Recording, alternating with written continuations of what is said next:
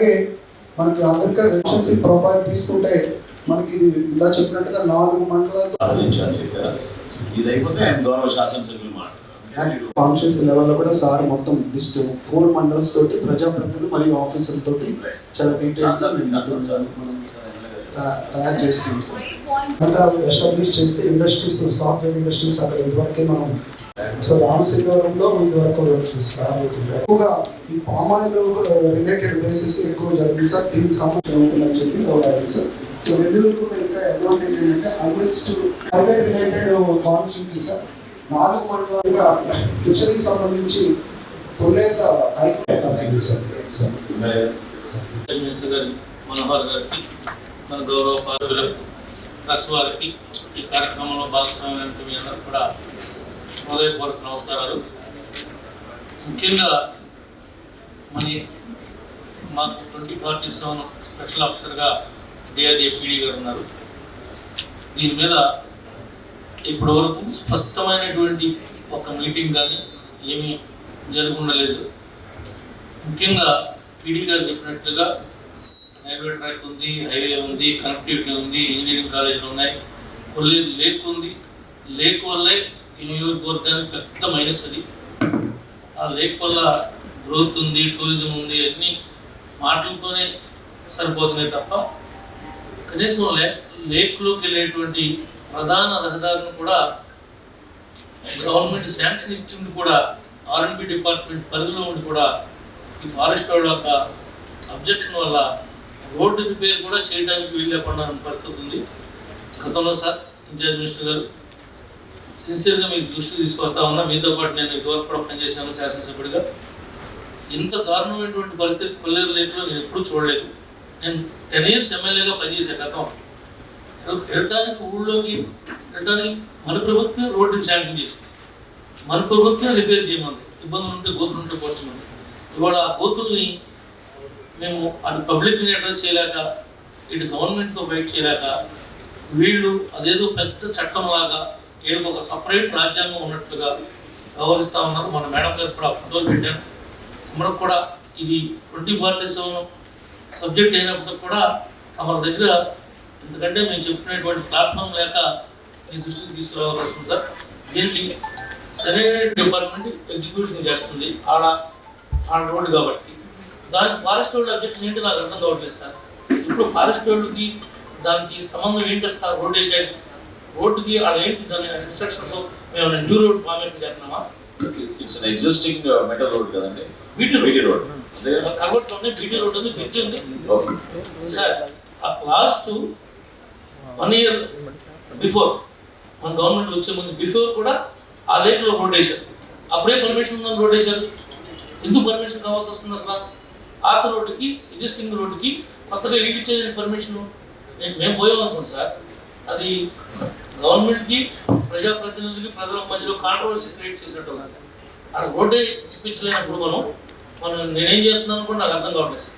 కొంచెం మీరే మార్పు చూపించాలి. నెక్స్ట్ ఇంకొకటి రామసింగవరంలో ల్యాండ్ ఉంది, ఇంకోసారి ల్యాండ్ ఉన్నది. అవన్నీ నడిచే విషయాలు కాదు సార్. అవన్నీ అది యాక్చువల్గా అది ఫారెస్ట్ 180 years కాదు. కానీ బై మిస్టేక్ వాళ్ళు దాన్ని వాళ్ళ చేశారు. ఆప్ పెడదాం ఉన్నారు, ల్యాండ్ చూద్దాం ఉన్నారు, ఏం చేద్దాం ఉన్నారు. కానీ ఆ ల్యాండ్ 56 లక్షల రూపాయలకి హైవేకి 1.5 kilometers వచ్చే అవకాశం ఉంది. మనం రోడ్ ఇప్పుడు నేను చెప్పే ల్యాండ్ సార్. ఇది పక్కా పట్టా ల్యాండ్, రిజిస్ట్రేషన్ ల్యాండే. ఇది నియర్ ఇప్పుడు ఏదైతే ఆటోనగర్ ఉందో, ఏలూరు ఆటోనగర్ హైవే ఆశ్రమ ఆపోజిట్లో రైల్వే ట్రాక్కి యువతల సైడ్ ల్యాండ్ ఉంది సార్. 40 to 50 lakhsకి కనీసం మనం 70-80 ఎకరాలు ప్రొక్యూర్ చేయగలం. డెవలప్మెంట్ బేస్లో మనం అమరావతిలో ఎలా అయితే ల్యాండ్ పోలింగ్ తీసుకున్నామో ఆ బేస్ లేకపోతే ఇంకోటి అనేది డిసైడ్ చేస్తే ఇది వెరీ నియరెస్ట్ సార్. ఏలూరు ఇంత తక్కువకి ల్యాండ్ దొరికే ప్లేస్ లేదు. ఏలూరు మీద ఎప్పుడు తీసే విషయం. ఆటనగర్ బ్యాక్ సైడ్కి 40-50 లక్షలు ల్యాండ్ ఉంది. అది కొని ఎంఎస్ఎంఈ పార్క్ పెడితే ఏలూరుకి, దెందులూరుకి ముందు టౌన్కి కనెక్టివిటీ ఉంటుంది, రైల్వేకి కనెక్టివిటీ ఉంటుంది. అది కొద్దిగా అడ్వాంటేజ్ అవుతుందని నా అభిప్రాయం సార్. కొద్దిగా ఈ కోకో మీద మనం కోకో ఇండస్ట్రీ మీద ఓకే బీన్స్ మీద మనం దాన్ని పెట్టి ప్రమోట్ చేసి అవి షెడ్స్ వేస్తుంటే ఒక 5 crores అవుతుంది. ఎన్ఆర్జీఎస్లో టైం పెట్టి 4 షెడ్స్ కనుక మీరు మా ఏలూరు జిల్లాలో ఇప్పించగలిగితే, నెల్లూరులోనే కాదు, చంద్రపూడి ఒకటి, అదేవిధంగా పోలవరం ఒకటి, నెల్లూరు మా హైయెస్ట్ కాబట్టి మాకు ఒక 2 అట్లా ఇస్తే ఇవి సరైన రేటు. ఇప్పుడు మనం కొన్ని కోట్లు ఖర్చు పెట్టాం, అవి రేటు దగ్గర రావట్లేదు. ఆ డ్రైవర్స్ కనుక మనం అరేంజ్ చేయగలిగితే కలెక్టర్ కూడా పూర్తిగా అవగాహన ఉంది సార్ ఆ విషయం మీద.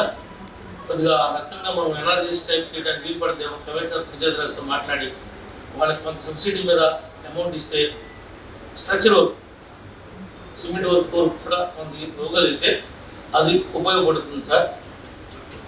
ఇంకా మిగిలిన విషయాలు 2047 ఫిషరీస్ ఏంటి సార్, ఫిషరీస్ ఫిషరీస్ ఈ లేటరే సార్. ఇంకేమైనా ఐడియా ఉందా? లేట్ అంటే యాక్చువల్గా ఫారెస్ట్లో బోర్డు అంత ఫండ్ ఉంది, దాన్ని టూరిజం డెవలప్ చేయడానికి కూడా చేస్తే బోర్డు అంత లేక్ డెవలప్ చేయొచ్చు. వీళ్ళు అట్లా కనీసం అనుకునించే పరిస్థితి లేదు కదా ఫారెస్ట్లో. ఇది ఈ ఎంఎస్ఎంఈ పార్క్ మీద కొద్దిగా అమలు గత మీటింగ్లో కూడా మాటల వరకే పరిమితం అవుతున్నాం, మనం ఈ దాని నుంచి యాక్షన్ ప్లాన్లో ఉండాలని చెప్పి తమరే గైడ్ చేసేస్తారు. ఇక్కడ దాని మీద కొద్దిగా తమ దృష్టి పెడితే ఏలూరుకి నెల్లూరు కూడా ఉపయోగపడుతుంది. ఆటోనగర్ నానుకునే ఉంది, ఎంప్లాయ్మెంట్ జనరేట్ అవుతుంది, పెద్ద ఇండస్ట్రీ తయారవుతుంది ఆ ఏరియా అంతా. దాని దట్ అక్కడి నుంచి డైరెక్ట్గా వెళ్ళిపోవడానికి కూడా ఇది కూడా ఉంది, డ్రైనేజ్ వ్యవస్థ ఎవరితో ప్రాబ్లం లేకుండా టౌన్ టచ్ చేయకూడదు. సో మాకు ఇంకా మా స్ట్రెంత్ యూనిక్నెస్ ఏంటంటే మాకు ఇప్పుడు రైల్ రోడ్ ఎయిర్ కనెక్టివిటీ ఉండడం వల్ల మాకు ఫుడ్ ప్రాసెసింగ్ యూనిట్లు కానీ కోల్డ్ స్టోరేజ్ పెట్టుకుంటే అది ఒక బెనిఫిషియల్ ఉంటుంది సార్. రిసోర్స్ మొబైలైజేషన్ మెయిన్ గా ఉండాలి సార్. అలాగే ఎంప్లాయ్మెంట్ స్కిల్లింగ్ అండ్ అన్ఎంప్లాయ్మెంట్ వైపు సార్, దానికోసం చెప్పి రిసోర్స్ మొబైలైజేషన్ అంటే మా దగ్గర క్యాష్ మాకు వివిధ పక్కన ఉన్నాయంటే ఫ్యాక్టరీస్ ఉన్నాయి సార్. 50 మంది ఉన్నారు. అసలు ఇక్కడ ఏలూరులో ఏం చేయాలంటే వాళ్ళకి సజెషన్ ఇచ్చే వాళ్ళు ఒకరు లేరు. బంగారు కుటుంబాలు ఐడెంటిఫై చేశాం సార్. అన్నట్టు అసలు మీకు క్లారిటీ లేకపోతే ఎట్లా మీకు నేను మొదట్లోనే అన్నాను, ఇది రొటీన్ మీటింగ్ లాగా చేయబాకండి.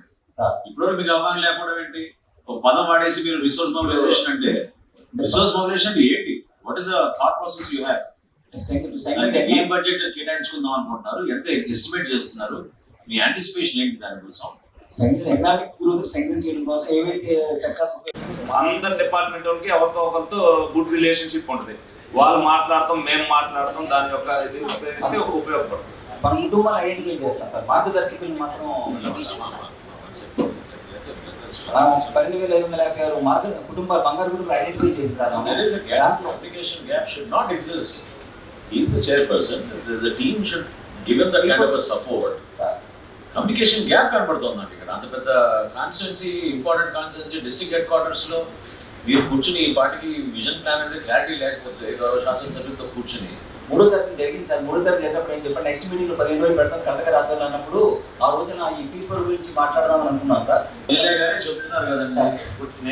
నేనేం చెప్తున్నాను, ఏం చేయాలి ఏలూరుకి రాశాను సార్, నోట్ చేశాను సార్. నేను మనం చెప్పి నేను రాశాను సార్. ఇప్పుడు దాని మీద బుజ్జిగారు ఒక్క నిమిషం ఏ రాశారు చెప్పండి సార్. మీరు నాకు ర్యాండమ్గా చెప్పండి సార్. మీరు ఇప్పటి వరకు మీరు కన్సల్ట్ చేశారా? చెప్పండి. మీరు ఏలూరు గురించి ఏం action plan, vision action plan అనుకున్నారు చెప్పండి. 1 by 1 చెప్పండి. 3వ తరగతి మీటింగ్ లో మినిట్స్ లో సార్ చెప్పి నేను కూడా ఎంటర్ చేశాను సార్. ఏం చెప్పారు, బ్యూటిఫికేషన్ ఏ రోజు చేద్దామన్నారు సార్.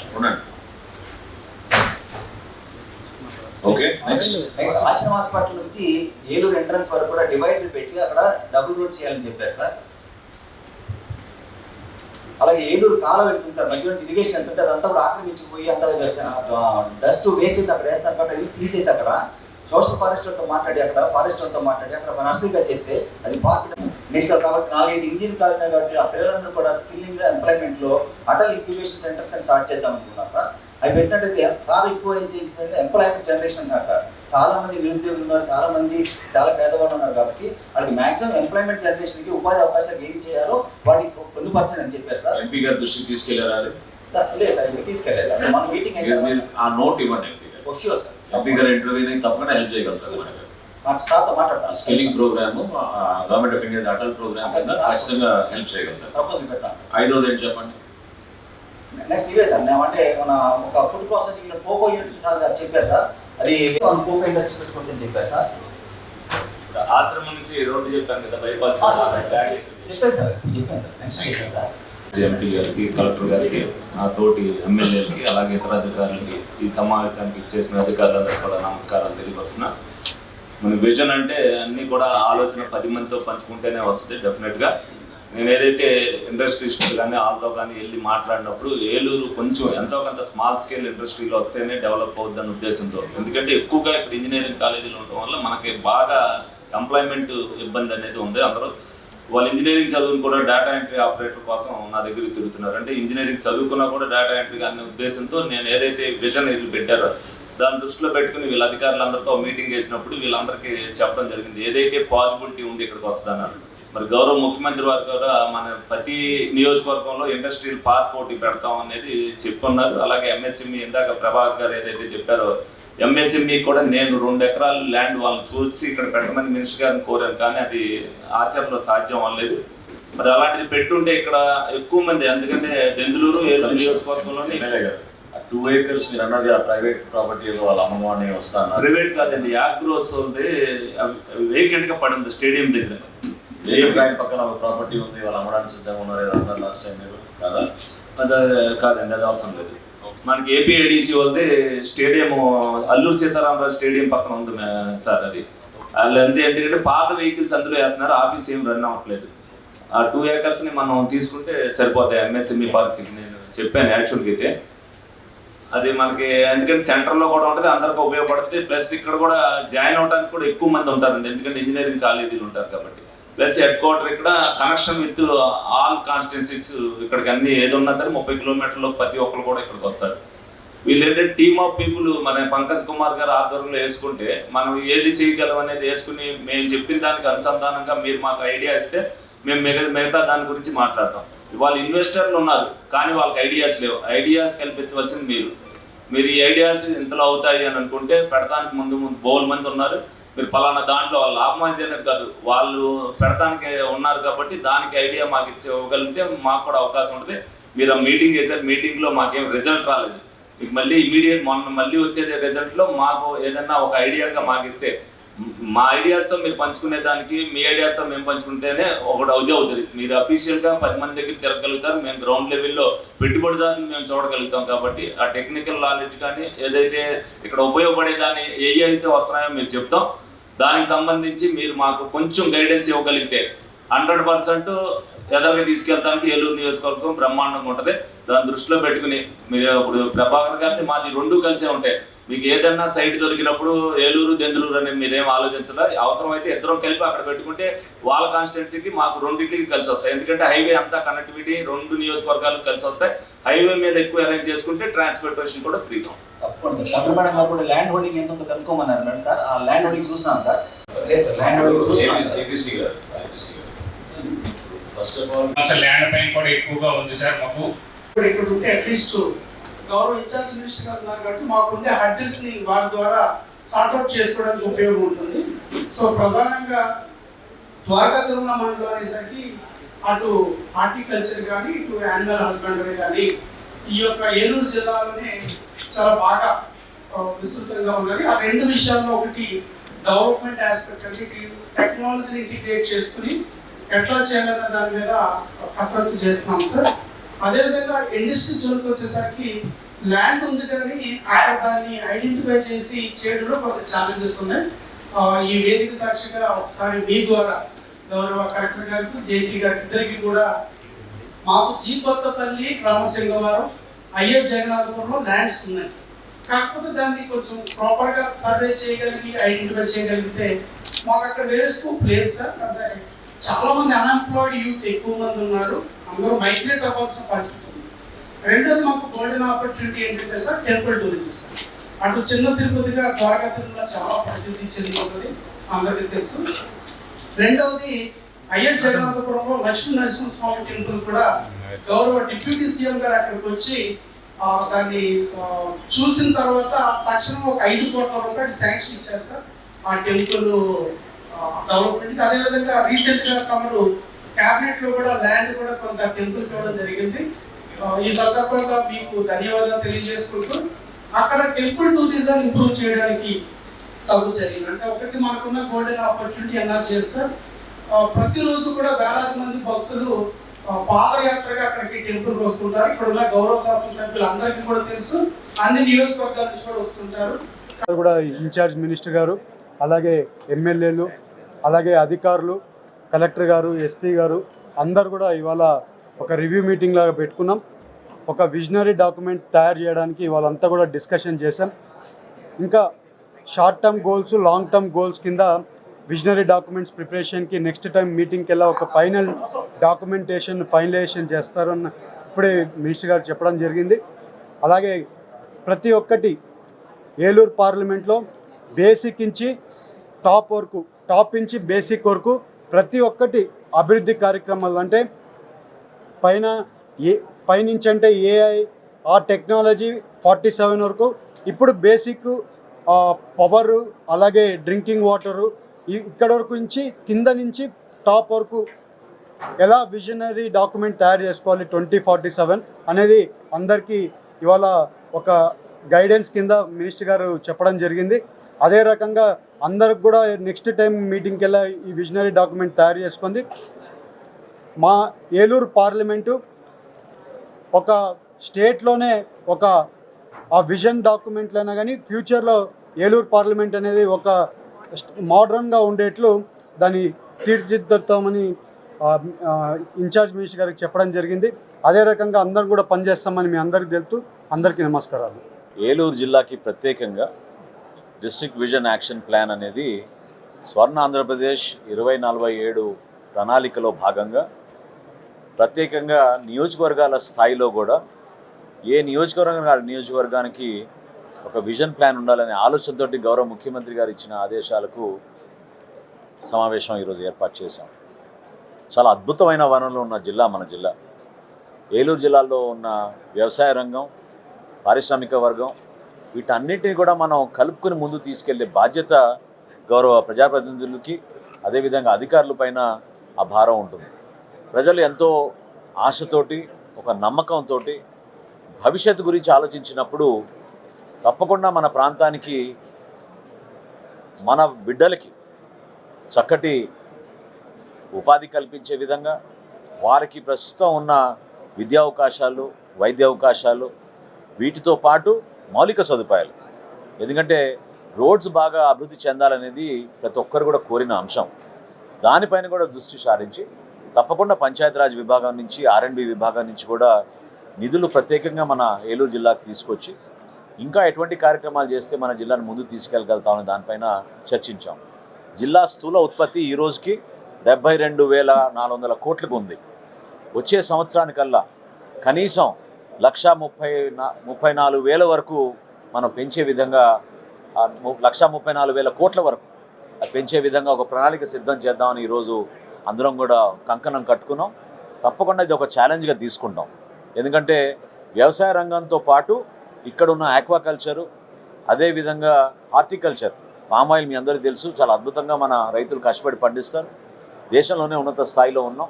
వీటితో పాటు కోకోవాని కూడా ప్రోత్సహించే విధంగా ఫుడ్ ప్రాసెసింగ్ ఇండస్ట్రీస్ మన ప్రాంతానికి తీసుకొచ్చే విధంగా ఒక చక్కటి ఆలోచనతోటి ముందు తీసుకెళ్లాల్సిన బాధ్యత మా అందరిపైన ఉంది. మంచి పరిశ్రమలు రావాలి, పెట్టుబడులు పెట్టడానికి ఆకర్షణీయంగా ఉండాలి అంటే ఒక చక్కటి వాతావరణం కూడా ఉండాలి.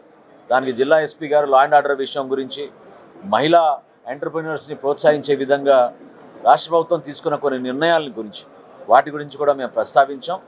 విజయవాడ నగరానికి ఏలూరు చాలా దగ్గరగా ఉంటుంది కాబట్టి కేవలం 40 నిమిషాల్లోనే మనం ఆ ప్రాంతానికి చేరగలుగుతాం. కాబట్టి సర్వీస్ సెక్టార్ని కూడా మనం ఇంప్రూవ్ చేసేటట్టు స్కిల్ బిల్డింగ్ కోసం కొత్త ఆలోచనలతోటి ముందుకెళ్దామనే అంశం గురించి కూడా చర్చించుకున్నాం.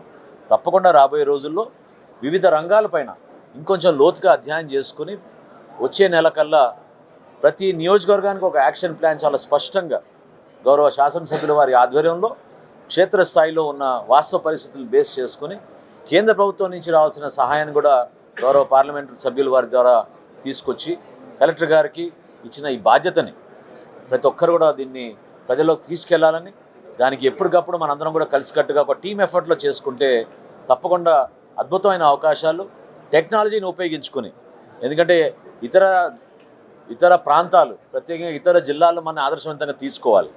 ఆల్రెడీ పోలీసింగ్లో కానివ్వండి, డ్రోన్ ఉపయోగించే విధంలో కానివ్వండి, వేరే వాళ్ళకన్నా మనం ముందుగా ఉన్నాం. టెక్నాలజీని, ఆర్టిఫిషియల్ ఇంటెలిజెన్స్ని ఉపయోగించుకుని తప్పకుండా రాబోయే రోజుల్లో అనుకున్న గోల్స్ అన్నీ కూడా రీచ్ అయ్యేటట్టు ముందుకెళ్దామని ఈ సందర్భంగా అందరం కూడా నిర్ణయించుకున్నాం. పక్క జిల్లాలో టూరిజం బాగా డెవలప్ అవుతుంది. ఏలూరు జిల్లాలో ఎక్కడ కూడా టూరిజం డెవలప్మెంట్ లేదు. అదే గోదావరి ఇటువైపు, అదే అడవులు ఇటువైపు. పర్యాటక రంగం అభివృద్ధి చెందడానికి కోసం అద్భుతమైన అవకాశాలు ఉన్నాయి, ఏమాత్రం డౌట్ లేదు. పోలవరం నుంచి కొల్లేరు వరకు మనకి ఏ ప్రాంతంలో వెళ్ళినా కూడా మనం ఆ విధంగా ఆకర్షణీయమైన స్థలాలు చాలా స్పష్టంగా కనపడుతున్నాయి. దానికి పర్యాటకులు కూడా వస్తున్నారు ఈ ప్రాంతానికి. అయితే ఆ ఫెసిలిటీస్ మనం క్రియేట్ చేయాలి, దానికి ఒక మంచి ప్రణాళిక సిద్ధం చేసుకోవాలి. తప్పకుండా నేను మాటిస్తున్నాను గౌరవ టూరిజం మినిస్టర్ గారితో, అదేవిధంగా మనకి జిల్లా ఇన్ఛార్జ్ ఆఫీసర్ వాళ్ళందరూ కూడా కలిసి ఒక ప్రణాళిక సిద్ధం చేసి ఈ సంవత్సరం లోపే కొల్లేరుకి ఎట్లా జనవరిలో మనం ఒక ఫెస్టివల్ చేయబోతున్నామో, ఒక పండుగ వాతావరణంలో చేయబోతున్నామో, టూరిజంని ఇంకా మనం ప్రమోట్ చేసేటట్టు కొన్ని కార్యక్రమాలు చేద్దాం.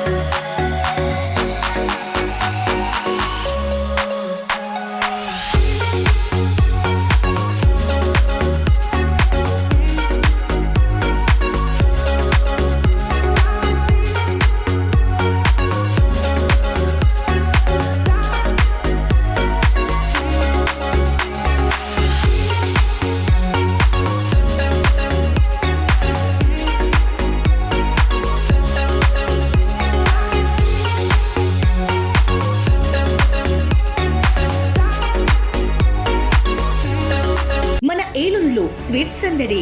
ఎన్నో స్వీట్ షాపులు వచ్చాయి.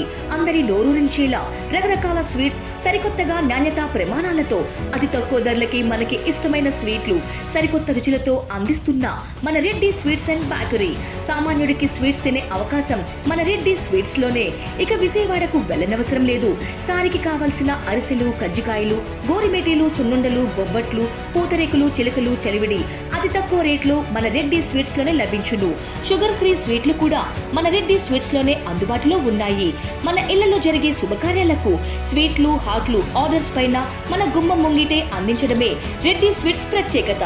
అలాగే జెల్ కేకులు, కూల్ కేకులు, red velvet, chocolate, black forest, white forest కేకులు ఆర్డర్ చేసిన వెంటనే అందించబడును. మా address new municipal shopping complex, Chandana brothers ప్రక్కన మెయిన్ బజార్, ఏలూరు 1. మా ఫోన్ నెంబర్ 9985035544.